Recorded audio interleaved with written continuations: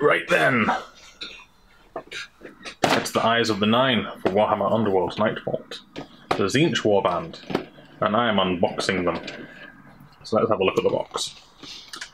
We've got some pictures on the back, as you normally do.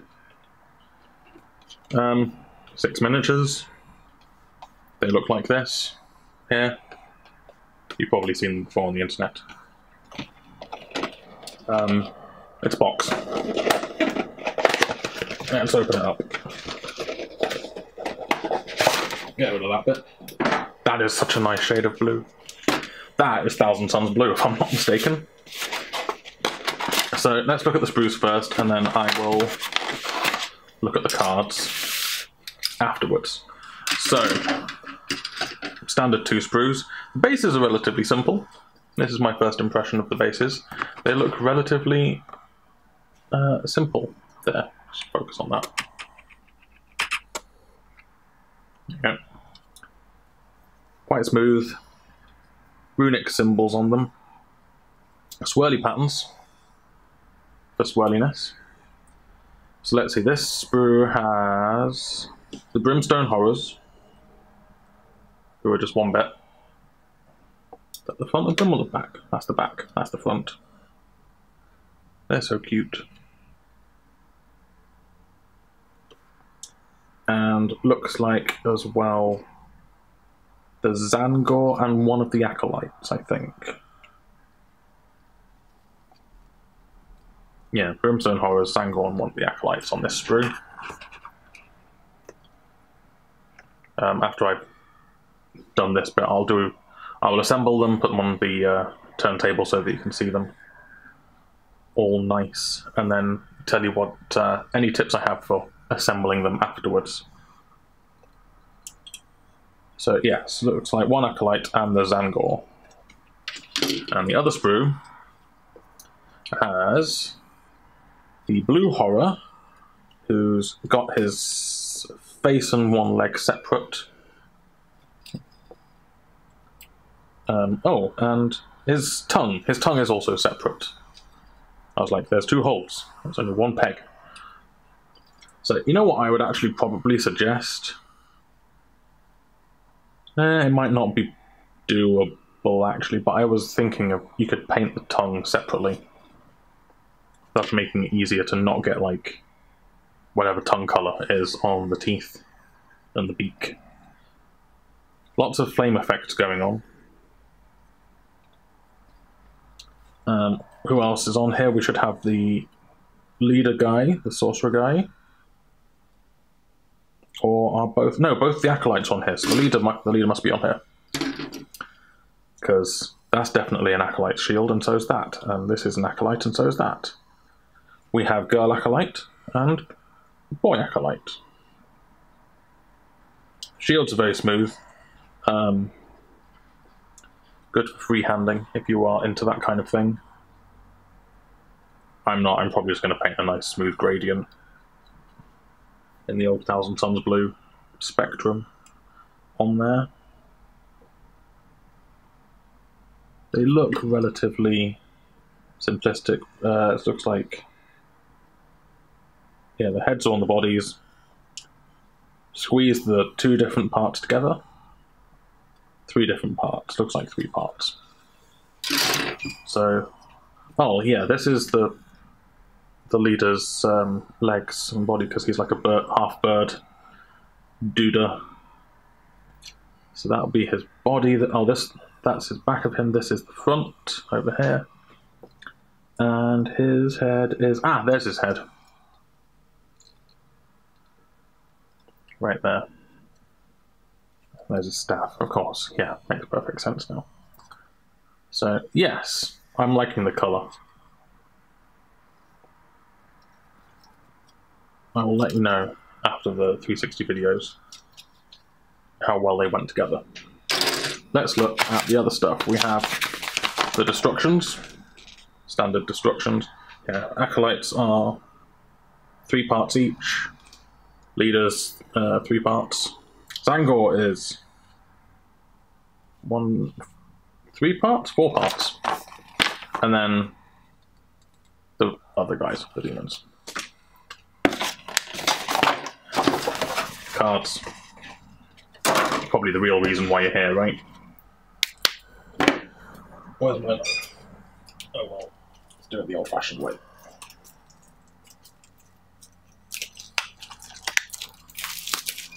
These are the Gambits. Yes, these are all Gambits.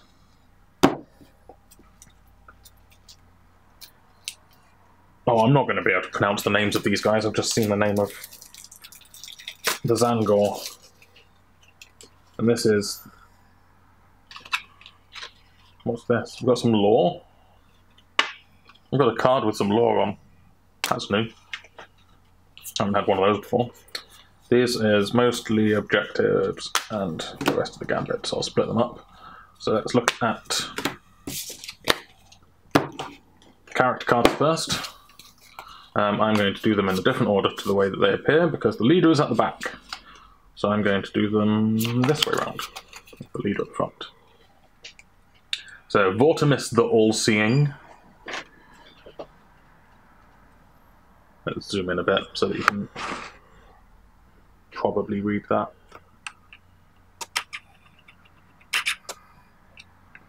Vortimis the All-Seeing. He is a level 2 mage. He is inspired by making a successful attack action with a range of 3 or more, which happens to be his Bolt of Change. So once you pull that off at once, he is inspired, which, as it's a magical spell, they are going to get to defend against it. It's not going to be that easy to pull off. Also, because it has to be an attack action, just doing a regular old spell ain't going to trigger it. So there's 2 attacks, Zinj and Runestaff, so you can poke people from range 2. Need 2 dice, hammers, 2 damage. I think that's the same as the guy that leads the Curse Breakers. Almost exactly the same, in fact.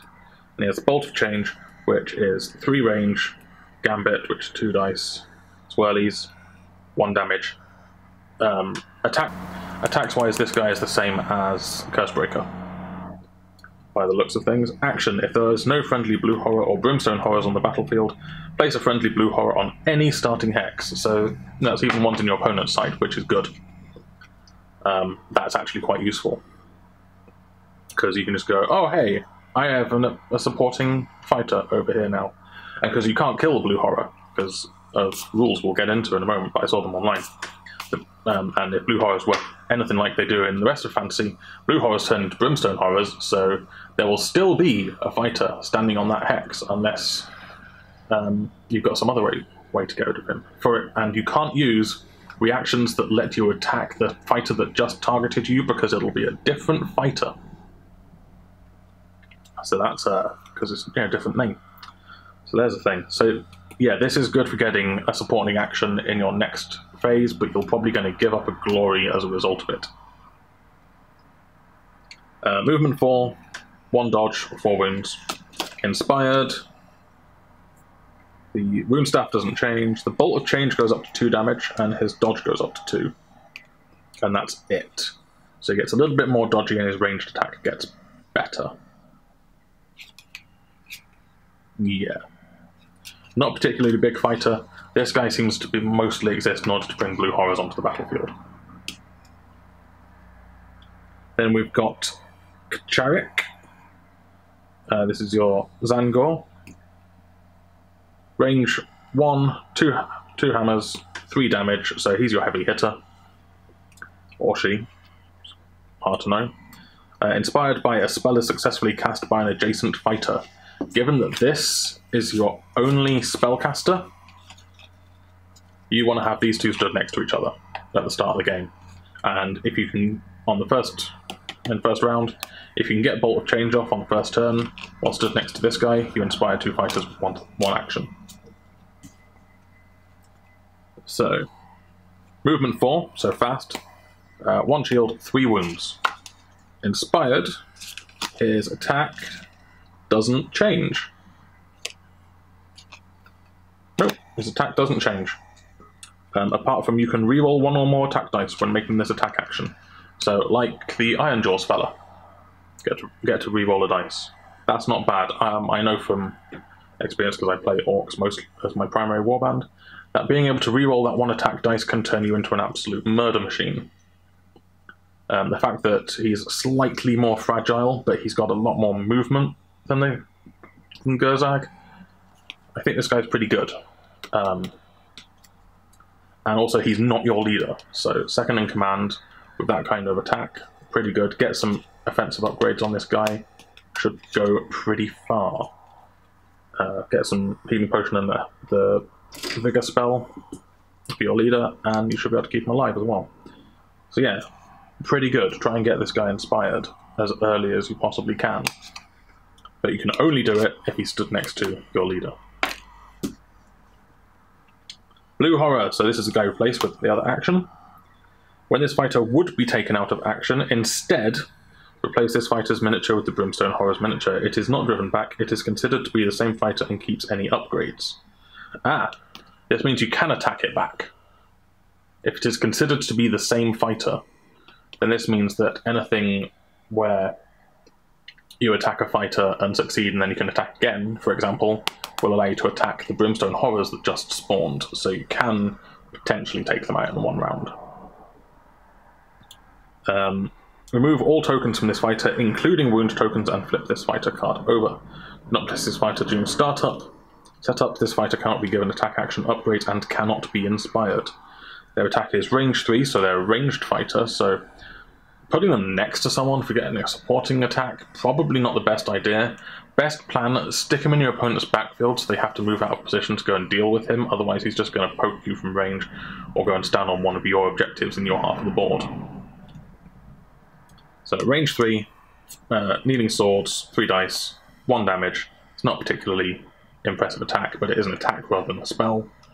Movement 3, 1 dodge, 2 wounds. So, you know, pretty much everyone's going to one-shot him in the game.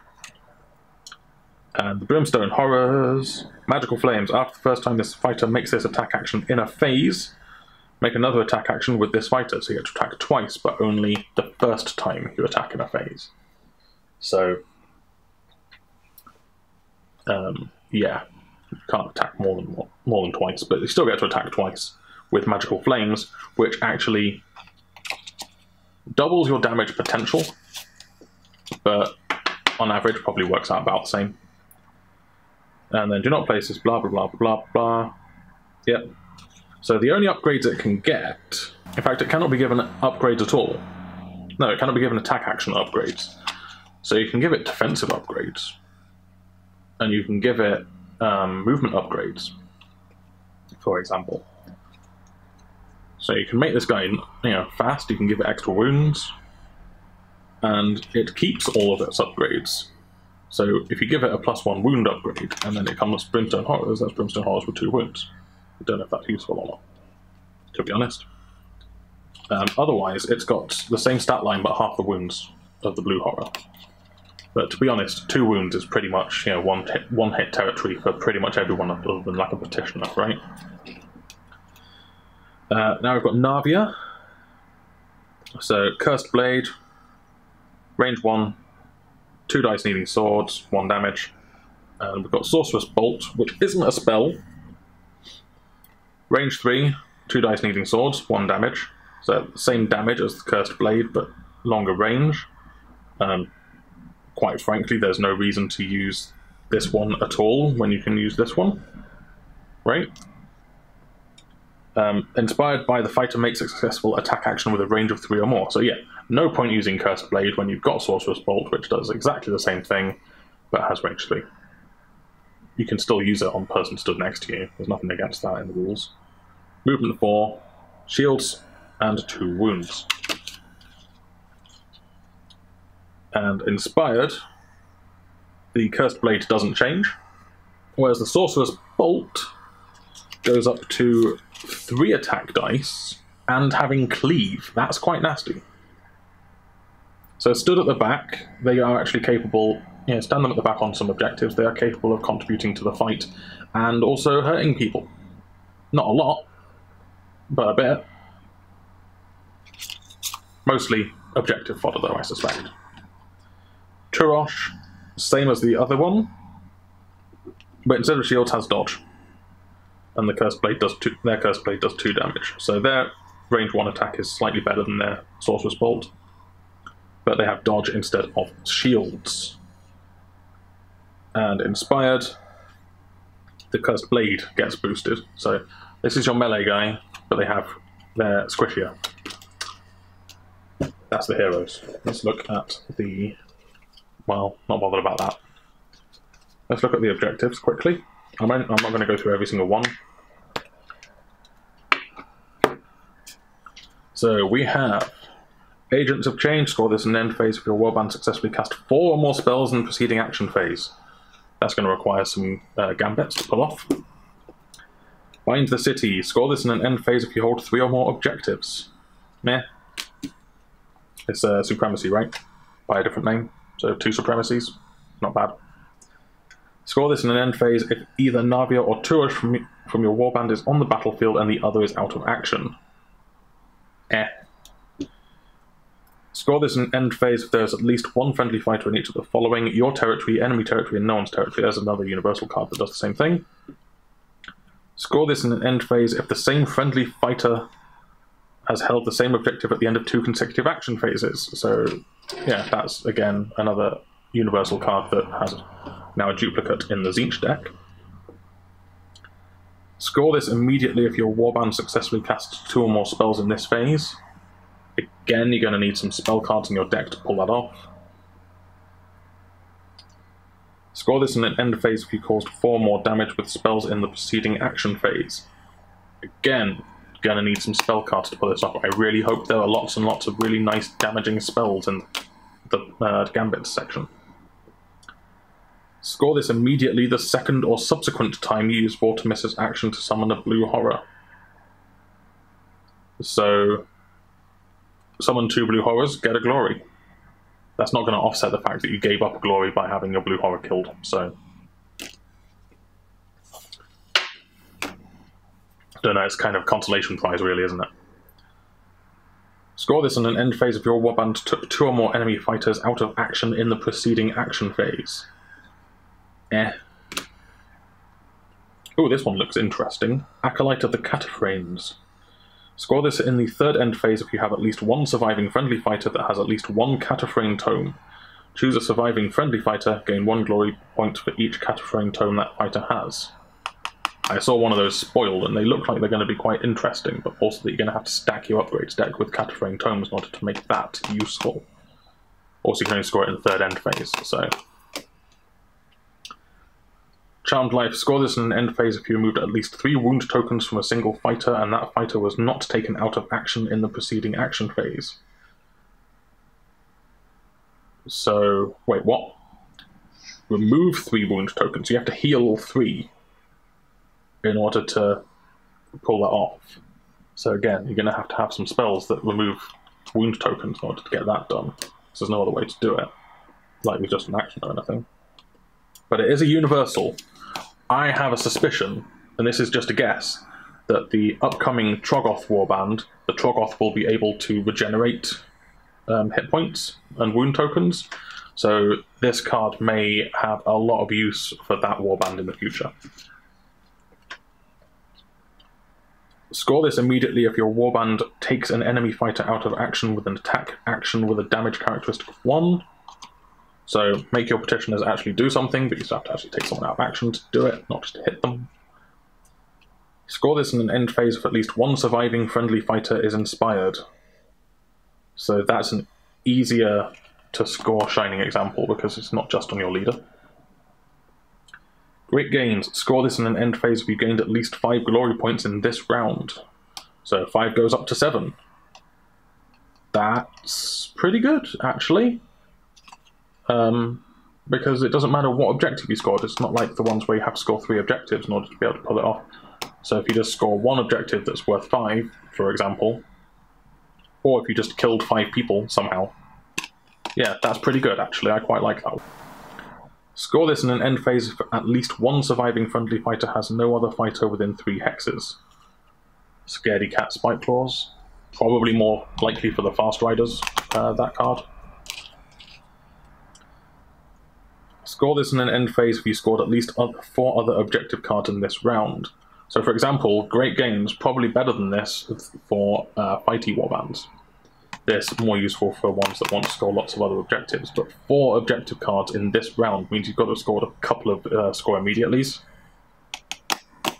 Probably 3 score immediatelys in order to really pull it off, because this won't count for it. Score this immediately if your warband successfully casts a spell as a reaction. Okay, so there's going to have to be some kind of upgrade or gambit in there to be able to do that. Tactical Supremacy 1 to 4. So objectives 1 and 4, more additions to the Tactical Supremacy cards. Tempting Target, score this immediately if your warband takes an enemy fighter with at least 2 upgrades out of action. That'll happen in most games, I guess. Score this immediately if a friendly fighter's attack action with cleave succeeds.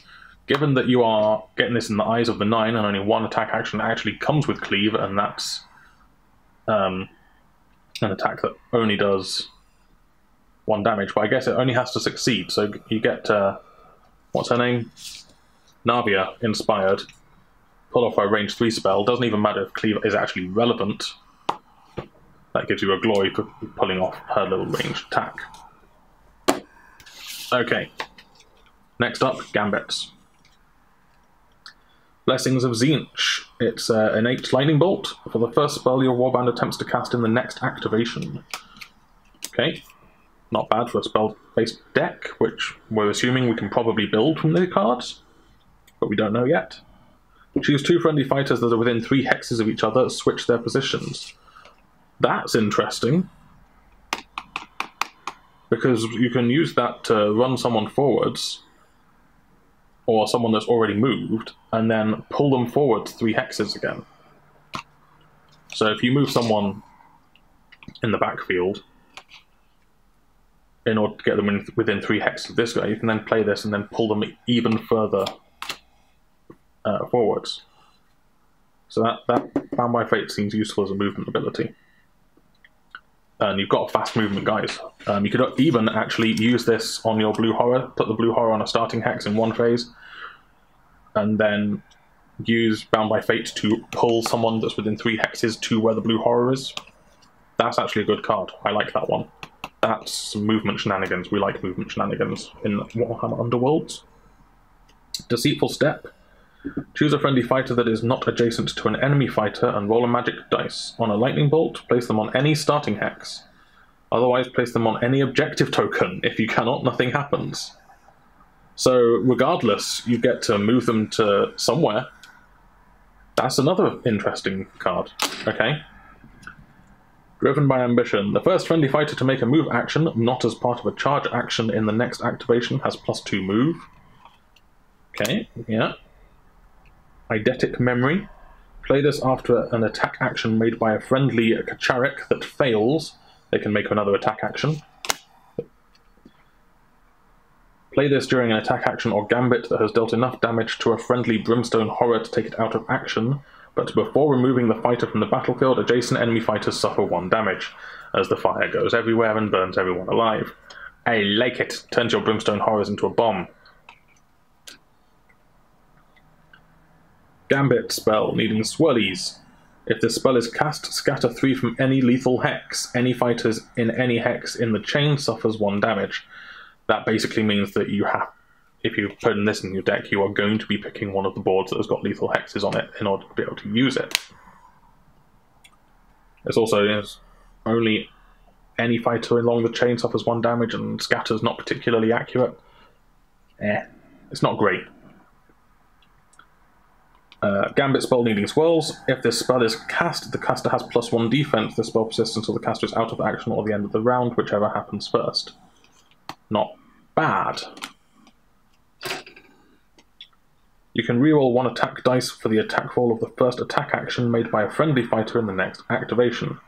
So it gives you an extra reroll, which combined with Kacharik, who already gets a reroll when he's inspired, can reroll then both of his dice. Gambit spell, needing 2 lightning bolts. If this spell is cast, choose an enemy fighter within 4 hexes of the caster. That fighter suffers 1 damage and 1 additional damage for each crit in the casting roll. Remembering, of course, that 2 crits will make you hurt yourself. Arcanite Shield, this is for Turosh only. This fighter's defense characteristic changes to shields, so you can give him shields. The Blue Horror and Brimstone Horrors can have Bizarre Capering, which gives them +1 defense. Not bad. Empowered Sorcery for Vortimis, +1 damage to all spell attack actions. So that's the one on his card, because we don't know if there are any others yet. So yeah, that puts him up to a 2 damage range 3 attack. That's not too bad at all. Fatewood, you can reroll the defense dice for this fighter when it is the target of an attack action. So Kacharik just gets all of the rerolls. Zinj is about just stacking rerolls on Kacharik and letting him go ham, I think. That's a good aggro deck for Zinj, I think, using movement shenanigans to get Kacharik upfield, and then stacking rerolls on him and letting him go ham on the enemy's backline. Seems pretty good to me. This is for Navia, +1 dice. This fighter's attack actions that have a range of 3 or more, so her Fiery Blessing goes up to 3 dice on the attack. I think it was 2. Piercing Bolt. This is a spell attack action that's an upgrade. Range 3 with Cleave. Same as his other one, but also needing Lightning Bolts, which are easier to get to pull off than Swirlies. So that's not bad, actually. But the Cleave is only really useful against Stormcasts and other people with shields. But the fact that it's Lightning Bolt, it means it's better than the Swirlies, which I think are on his card by default. Yeah, he needs Bolt of Changes Swirlies, so that's just a flat upgrade for his range 3 attack. This fighter's Sorcerer's Bolt attack action has +1 range, so this pushes them up to a range 4 attack. I knew it would happen eventually that we'd get range 4 attacks. Easy to get, and now we have them. Silver Tether. If this fighter is holding an objective in the 3rd end phase, gain 1 glory point. It's not bad. Sorcerer's Adept and Innate Lightning Bolt for Vortimis. Again, that will combo up nicely with the upgraded version of his attack. If you're going to do a spell attack, you put in all of your stuff on the Vortimis. If you're going to do an aggro deck, do it all on Kacharik. Strength of Arrogance, +1 damage to all attack actions with a range of 1 or 2. So yeah, Kacharik goes ham. Abathos Withering. Gambit spell needing Lightning Bolt, 1 Lightning Bolt. If this spell is cast, this is a universal as well. Choose an enemy fighter within 4 hexes of the caster. That fighter has -1 wounds to a minimum of 1. It persists until the fighter is out of action, so it's just, they can't even heal it back up. That's good. It's not a wound token, it's just -1 wound. Arcane Smothering, there are lots of spells in here. Arcane Smothering, Gambit spell needing a swirl. If this spell is cast, choose 1 persisting spell, that spell is discarded. So it's kind of a counter spell, but also would let you take one of your own spells out of action if you wanted to. Confusing Reflection, another universal. Play this when an enemy fighter successfully casts a spell with Scatter. There's not many of those around yet. Before they resolve the Scatter, you resolve the Scatter instead. The effect of the spell remains the same. Now, I already worked this out. Regardless of what you roll for Scatter, it always ends in the same square, the same hex. But the path it takes can be important. You could, for example, steer a lightning bolt around one of your important guys, or a fireball can, just miss your guy but end up somewhere in the same place. But again, it doesn't change the end location of the Scatter. Countercharge. Play this after an enemy fighter's move action that is part of a charge action. Choose a friendly fighter and push them up to 3 hexes. They must end this push adjacent to the enemy fighter. That is good for big warbands that are going to have someone on every single starting hex. For example, that's actually not too bad on Sepulchral Guard, because that's faster than they can move normally. So being able to push a Petitioner up to support someone on defense, that's pretty good. Imbue with Life. Gambit spell needing a Lightning Bolt. Wait for that motorbike to go past. If this spell is cast, choose an objective token within 4 hexes of the caster. Scatter 2 from that token's hex. And place the objective token in the end hex.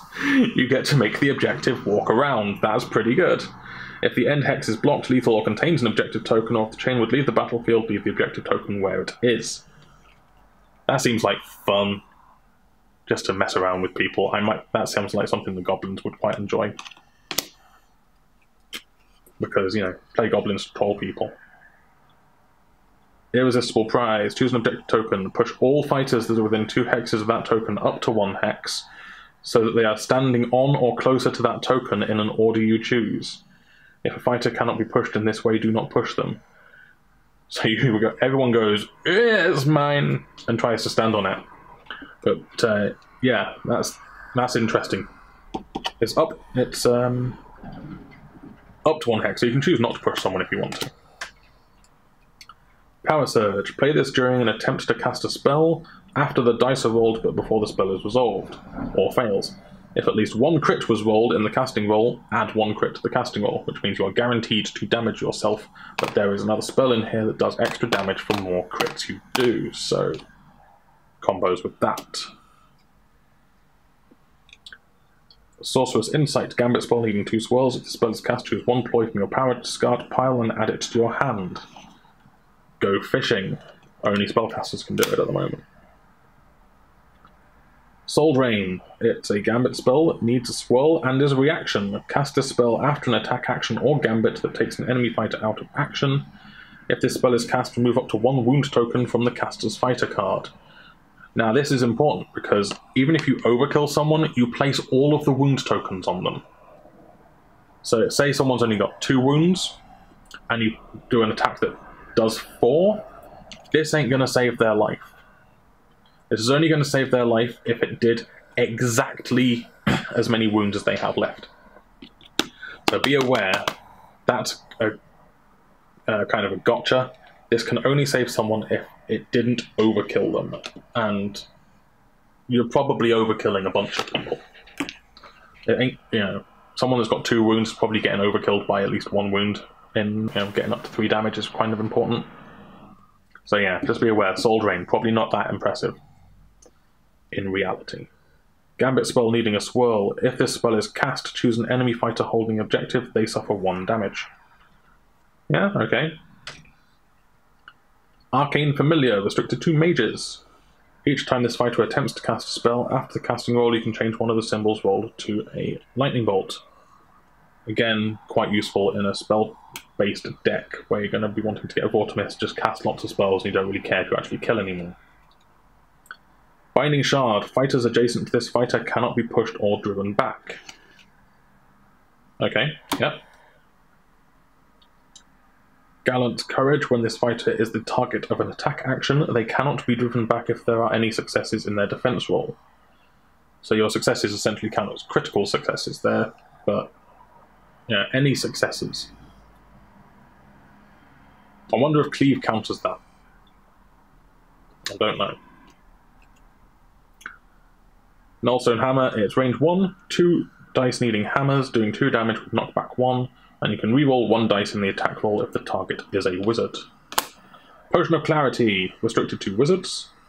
During this fighter's attempt to cast a spell, after the casting roll, discard this card, you can reroll 1 dice from the casting roll. Ritual Dagger, it's range 1, needing hammers, but there's a dash next to it, doing 2 damage. When a fighter makes this attack action, the dice characteristic before other modifiers is equal to their wizard level. If there are any crits in the attack roll, this attack action has cleave. So any wizards can take this dagger, and it uses their wizard level for the number of dice, which, to be honest, for most people will probably be 2. Seeking Stones. It's range 3, 2 dice needing hammers, 1 damage. Rolls of dodge are not considered successes against this attack action. It's Homing Missile. Shifting Map. If this fighter is not out of action in the 3rd end phase, draw an objective card. If it is worth 1 glory point, you gain 1 glory point. You cannot score the card you drew. So that's basically going, you know, top deck an objective card. If it's only worth 1 glory point, you gain a glory point, but you then cannot score that card. It doesn't say you discard it. It just says you cannot score the card you draw. So what do? Do you then discard it? It doesn't specify that you discard it in here. This is confusing me. It specifies specifically on the card that you cannot score the card you draw. But do you then just have it in your hand, and then you have to discard it at the end of the game? Yeah. I guess you discard it in the end phase, because you can't score it, because shifting map says you can't. Sudden growth, -2 move, but +2 wounds. Okay. And Tome of Diseases is a Cataphrine Tome. Action, choose an adjacent enemy fighter, they suffer 1 damage. Just, you know, do it. It's an action for 1 damage. No rolls required. So there's the cards there. This is interesting.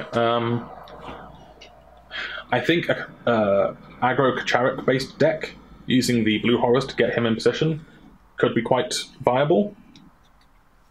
But once you lose Kacharic, you've then got nothing to fall back on.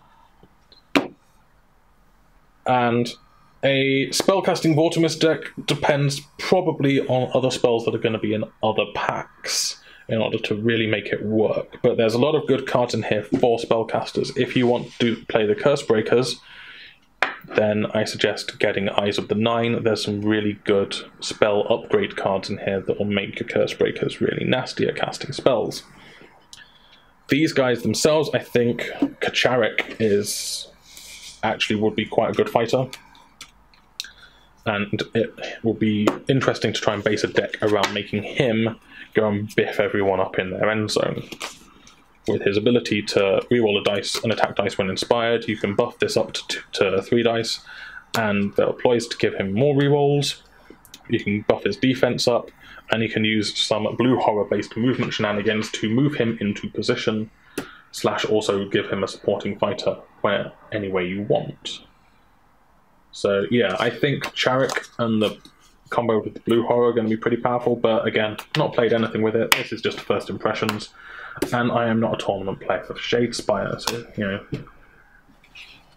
there will probably be plenty of people talking about this on the Warhammer Underworlds Reddit, which is /r/Warhammer Underworlds. Go check it out. It's a nice Reddit full of useful information. They also have a Discord you can go hang out in.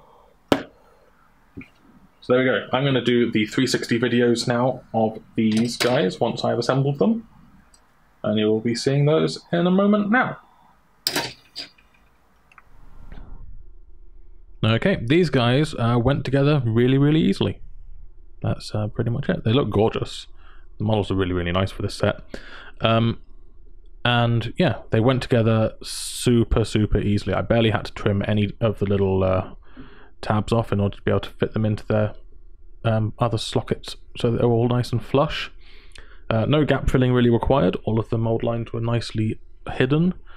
Very few seam lines to remove as well, actually. It was quite refreshing. Yeah, nothing much to really write home about. No particularly fragile pieces to worry about. And everything went into the bases nice and easily. I mean, this guy, it was kind of hard to get into his base, and I wouldn't pull him in and out of his base too often during painting if you can help it, because he's got a bit of the old Fire Slayer's pose going on, so he might break his ankle if you push him in and out too much, but otherwise, yeah, perfectly fine. It looks like it's going to be a bit difficult to paint behind the shields because of the way that they've been set up, so keep that in mind. It's not going to be particularly easy to get into the shield on Navia here because of the way that it's positioned, but yeah, it should be doable. It's not impossible. The blue horror's tongue, you can't push that in once you've already got the front of the face on. So yeah, my idea about painting that separately, it's not going to pan out. You're going to have to put that in so that you can assemble the model, because otherwise you can't actually push it far enough in order to be able to do it. Maybe you've got some really good tweezers. The brimstone horrors are just super cute, and I'm looking forward to painting those. I might do a special video like later on where I'm just going to paint those and do them really quickly, because they're not going to take a lot of work, and I think they're cute and I want to paint them. So there we go. Please like, share and subscribe to the channel if you enjoyed this unboxing. I've got the other warbands from this release set coming up as well. Comment below with comments on what you think these warbands would be good for, and you can subscribe in the top left there. Check out my Patreon and check out my social medias as well. Thanks for tuning in. Bye.